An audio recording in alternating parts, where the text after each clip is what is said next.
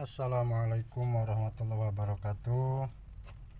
Kali ini ada PCB AC LG yang katanya ini AC tidak bisa mengirim signal ke bagian outdoor, jadi otomatis AC pun tidak dingin. Oke, saya akan tes terlebih dahulu apakah benar ini PCB nya tidak bisa mengirim ke bagian outdoor. Saya pasang pennya. Menurut keterangan ini tidak bisa mengirim signal ke bagian outdoor. Oke, sudah saya pasang pen. Lalu saya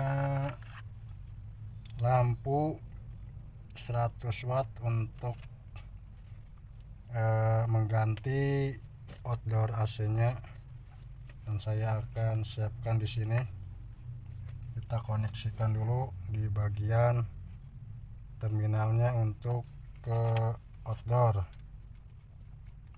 Apakah benar ini tidak bisa mengirim signal ke bagian outdoor?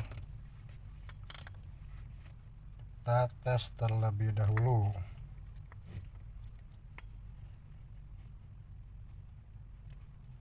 Pasang di sini di bagian terminal indoor.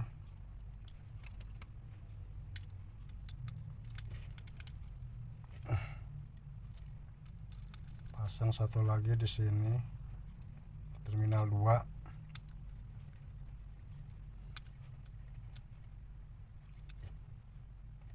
Oke, setelah udah kenceng, apabila lampu bulham ini tidak menyala, itu tandanya benar ada masalah di bagian PCB. Oke, sensornya mana? Sensornya kita pasang di sini. Jatuh kawan. Ini di sini. Sensornya di sini kita pasang terlebih dahulu. Sudah. Sensor sudah kita pasang. Dinamo juga, pen sudah kita pasang. Termis sudah. Ini termis sudah kita pasang. Termistor sudah. Ini sensor, ini termis, ini termistor. Oke, dan ini pen.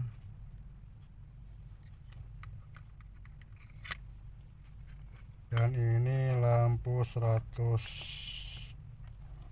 watt pengganti outdoor unit. Sudah saya pasang. Coba nyala apa tidak. Saya taruh di sini aja. Lalu kita colokan stekernya. Sini sudah saya siapkan steker. Colokannya mana colokan? Ini saya colokin. Bismillahirrahmanirrahim. PCB bunyi. Lalu kita nyalakan. Bismillahirrahmanirrahim.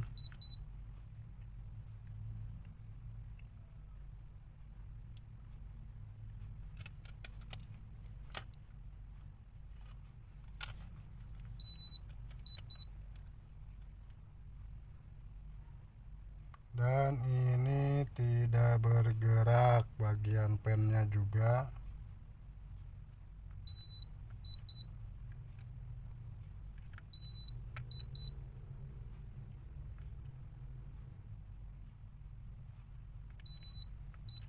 Tidak terkoneksi.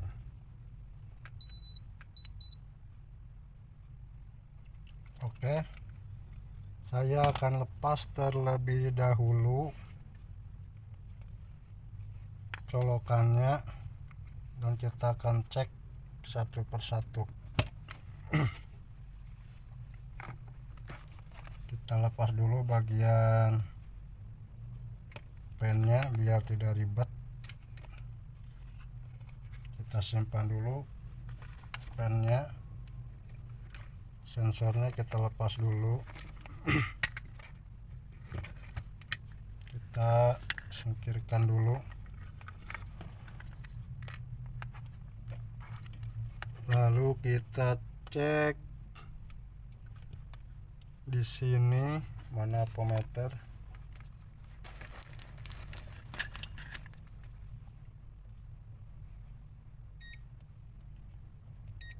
Kita cek di bagian relay terlebih dahulu.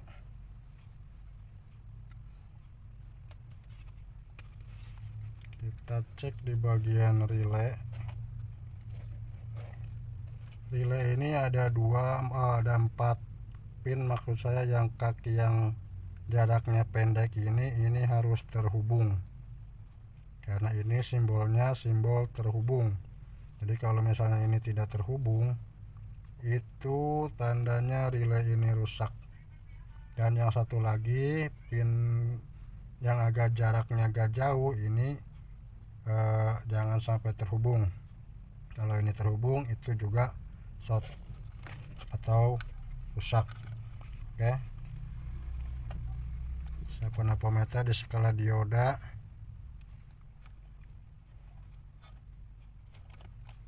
Ini kita cek, tidak kelihatan, kita ganjel saya pakai remote.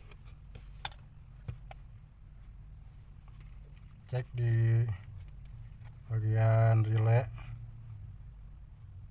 dan ini terhubung bagus. Dan kaki yang panjang ini, yang jaraknya agak panjang, agak jauhan maksud saya, ini jangan sampai terhubung. Ini bagus, berarti ini relay dalam keadaan normal. Relay ini dalam keadaan bagus.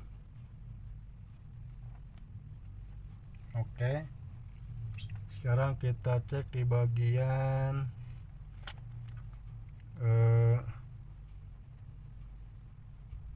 dioda. Dioda ini apakah ada yang short atau tidak.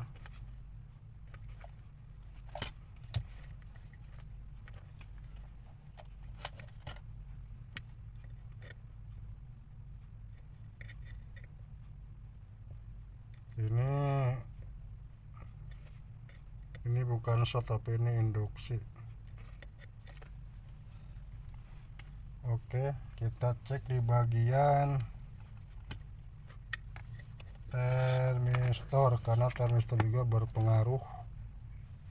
Kalau tidak terhubung arus 5 voltnya, termistor pun AC pun tidak bisa nyala kalau misalnya itu putus. Di sini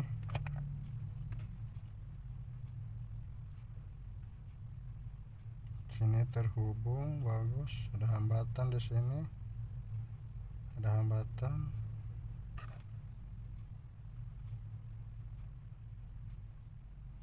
Oh, di sini nggak ada yang satu. Yang satu ini apakah ini termistor? Coba termistornya akan saya ganti. Apakah termistor ini penyebabnya atau ada yang lain? Kita lepas biar lebih pasti dulu.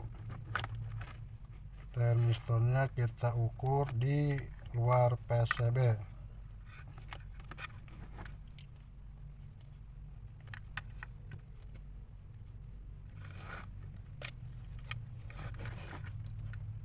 Kita cek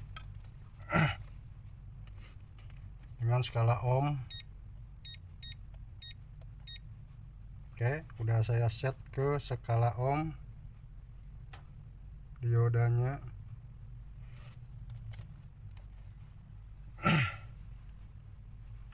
Pertama kita cek di bagian termistor udara dulu ini, dan ini biasanya kalau LG itu kisaran 9 kilo ohm. Apakah ini ada 9 kilo ohm?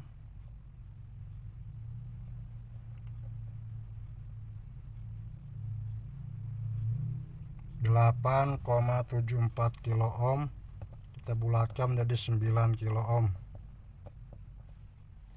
8,72 kilo ohm. Dan ini masih bagus karena kisaran termistor udara itu di kisaran 9 kilo untuk AC LG dan AC Samsung, masih bagus. Dan kita cek termistor satunya, yaitu termistor pipa. Ada berapa kilo dia, atau apakah dia melebar atau menurun. Kita cek di sini.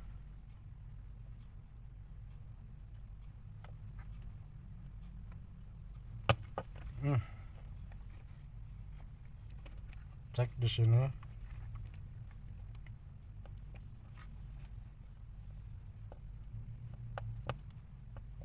Dan ternyata benar saja kawan, termistor pipa itu tidak ada hambatannya. Tolong perhatikan, ini tidak ada hambatannya sama sekali. Itu artinya termistor pipa ini yang rusak. Karena ini termistor sangat berpengaruh. Kalau misalnya termistor salah satu putus, di remote pun tidak mau nyala. Tuh, nggak ada, nol hambatan. Dan yang termistor udara ini hambatannya 8,72 kilo ohm. Kita bisa juga menggunakan yang 9 kilo ohm untuk termistor udara yang buat AC Samsung dan AC LG. AC LG dan Samsung maksud saya. Samsung pun sama sebenarnya kayak LG, di 9 kilo ohm untuk ke bagian termistor udaranya. Oke, jadi ini sudah jelas kawan, yang kerusakan ada di bagian termistor, karena di bagian relay itu masih keadaan normal. Coba kita cek sekali lagi. Kita set di bagian dioda. Udah ke bagian dioda, termistor kita pinggirin dulu dah. Kita set di bagian dioda sudah. Lalu cek kaki yang jaraknya dekat, relay yang kaki jaraknya agak dekat ini. Dan ini di sini ada simbol, kalau misalnya ini simbol terhubung, kaki yang jaraknya dekat ini simbolnya terhubung. Itu artinya kalau kita ukur menggunakan ampermeter ini harus terhubung. Kalau misalnya ini tidak terhubung, itu tandanya relay ini rusak. Begitupun sebaliknya. Dan kaki relay yang satu lagi yang jaraknya agak jauh, itu di sini ada simbol sebagai saklar. Jadi kalau misalnya diukur pakai ampermeter ini tidak boleh terhubung. Kalau ini terhubung, itu tandanya relay ini rusak. Karena ini fungsinya di mana setrum dari PLN masuk ke sini, lalu ini otomatis nempel lalu mengirim signal ke bagian outdoor AC. Jadi begitu sahabat. Jadi coba kita cek menggunakan ampermeter apakah ini terhubung atau tidak. Ini tidak boleh terhubung karena kalau melihat simbol dari papan PCB ini simbolnya simbol saklar. Ini kalau diukur pakai apometer tidak boleh terhubung. Coba kita cek kita tes menggunakan apometer di kaki pin yang agak jauhan, yang jaraknya agak jauh. Di sini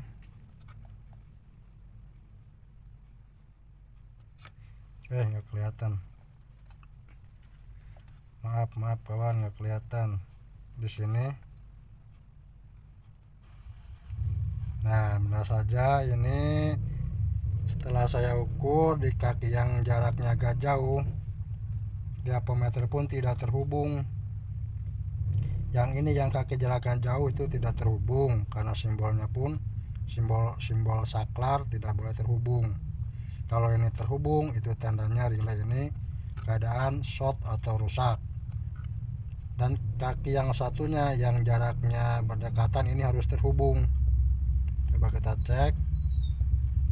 Nah, itu terhubung. Ini harus terhubung. Kalau misalnya ini tidak terhubung, itu tandanya relaynya yang short atau rusak. Ini keadaan bagus, ini terhubung. Ini kaki yang agak jauh jaraknya tidak terhubung, itu tandanya relay ini dalam keadaan normal dan masih bisa digunakan. Oke.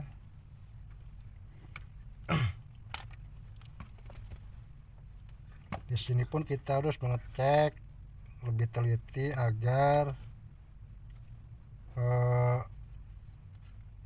siapa tahu ada solderan yang retak, kita bisa kencangkan atau solder kembali agar PCB ini awet. Oke, ini ada 1 atau 2 yang retak papan PCB nya atau solderannya yang retak, jadi saya solder ulang kembali di bagian papan PCB yang ini. Bagian solderannya kita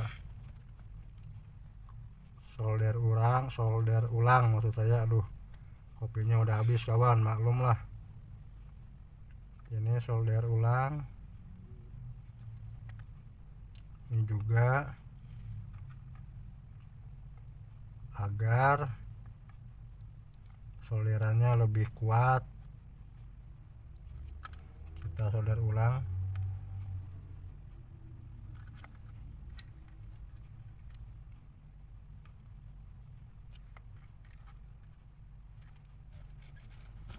Yang sekira-kiranya terkelupas kita solder ulang saja agar PCB ini awet,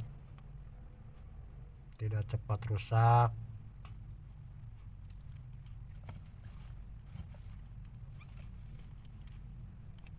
Bagian mana lagi yang kita tadi kelihatannya terkelupas atau retak-retak di solderannya, kita solder ulang saja biar PCB nya awet, tidak ada kendala lagi, dan konsumen pun puas.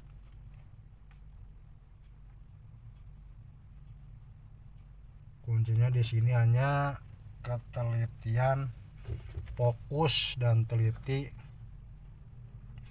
Lebih fokus lagi kalau misalnya kita disediain kopi hitam kawan, itu lebih fokus lagi.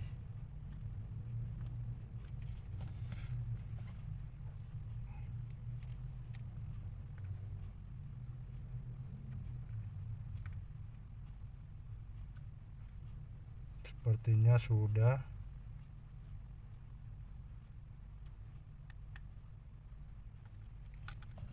Kita solder ulang saja biar lebih awet. Ini belum kelewat.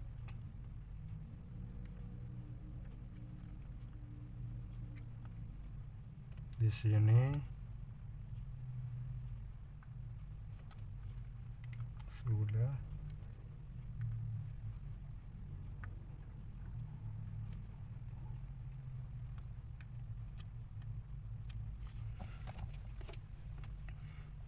Apakah masih ada yang retak? Coba coba kita perhatikan apakah masih ada yang retak di bagian solderannya. Semoga saja tidak ada yang retak-retak lagi, dan ini masih sini masih ada yang retak.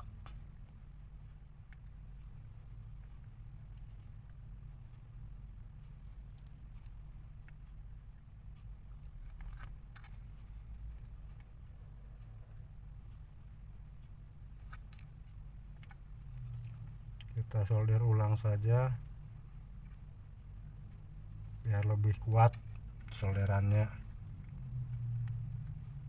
karena bisa juga solderan itu pada retak, jadi otomatis setrum pun kesendat,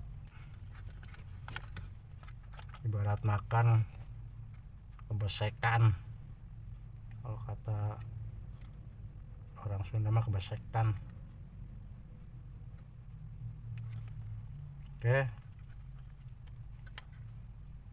solder di bagian sini sepertinya sudah pada rapat lagi, pada kuat lagi.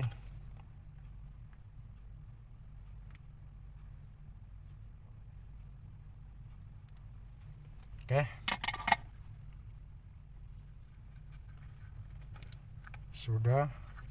Setelah kita solder ulang, lalu kita bersihkan menggunakan thinner agar solderan kita tidak ada yang nempel ke solderan yang lainnya. Dan menggunakan thinner, dimana ada yang nempel itu bisa kelepas, kalau nempel cuma sedikit. Kita bersihkan menggunakan thinner.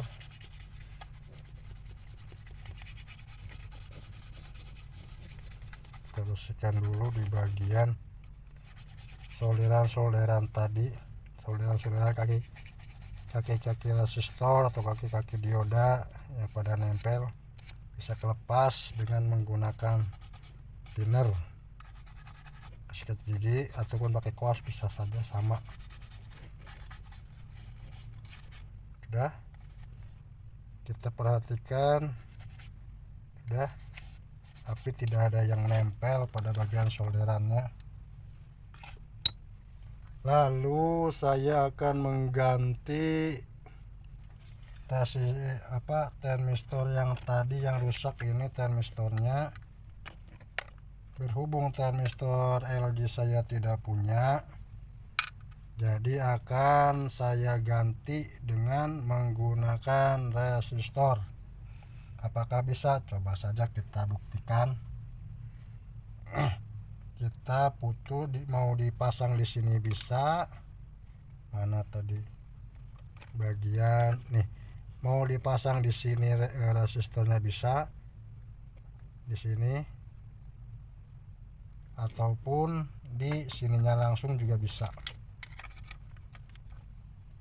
Di sininya langsung juga bisa pasang resistornya. Kita coba pasang di sini saja resistornya, dan ini kita putusin terlebih dahulu.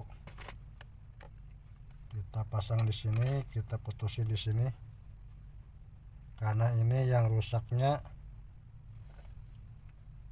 termistor udara. Coba kita cek sekali lagi, termistor udara apa termistor pipa tadi yang rusak, saya lupa.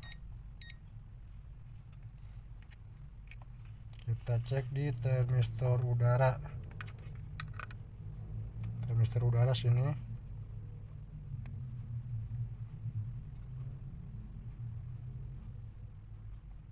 Ya 8,67 atau kisaran 9 kilo ohm termistor udara.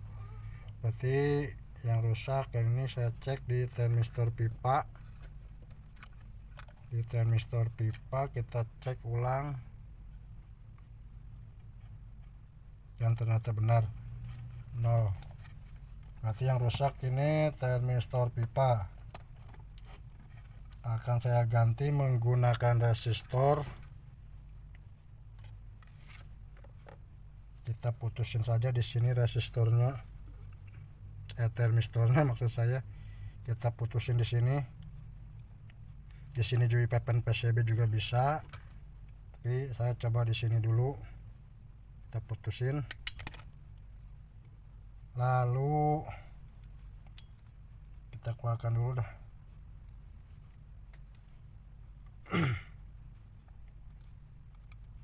Kita di sini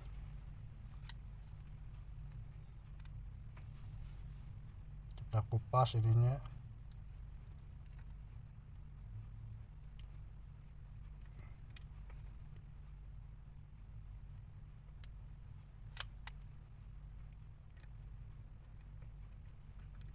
Lalu akan saya gantikan menggunakan resistor. Resistor untuk LG ini biasa saya gunakan menggunakan resistor ukuran 6K8. Oke, akan saya ganti dengan resistor ukuran 6K8 ini. Akan saya pasang di sini pengganti termistor pipa yang rusak tadi. Langsung saja tempel di sini. Untuk sementara coba apakah termistor ini yang rusak atau ada yang lain.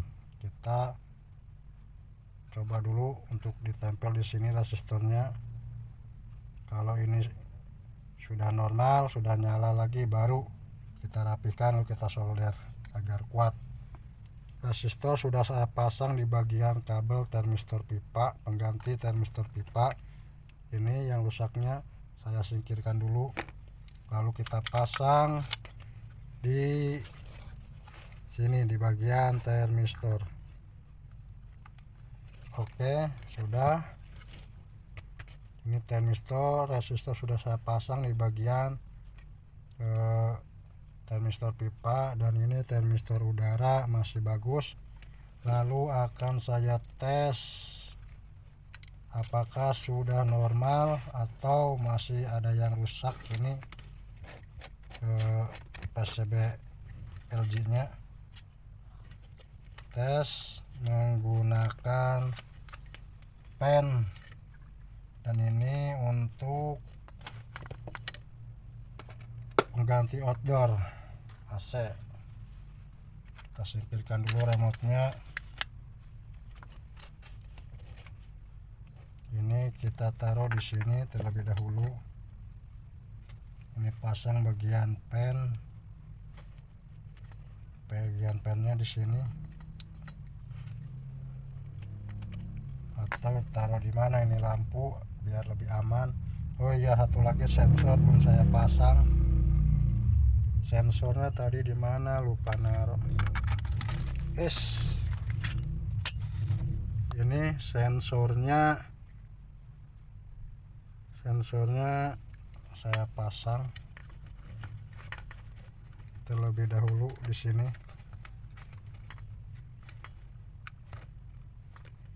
Sepertinya sudah. Sensor sudah saya pasang. Dinamo pen sudah saya pasang. Terminal bohlam, lampu bohlam pengganti outdoor unit sudah saya pasang. Steker sudah saya pasang. Lalu akan saya coba ini PCB nyala atau masih, sudah nyala atau masih ada yang rusak. Kita singkirkan dulu yang tidak berkepentingan. Oke, sini lampunya taruh di mana, di sini saja dah biar lebih kelihatan.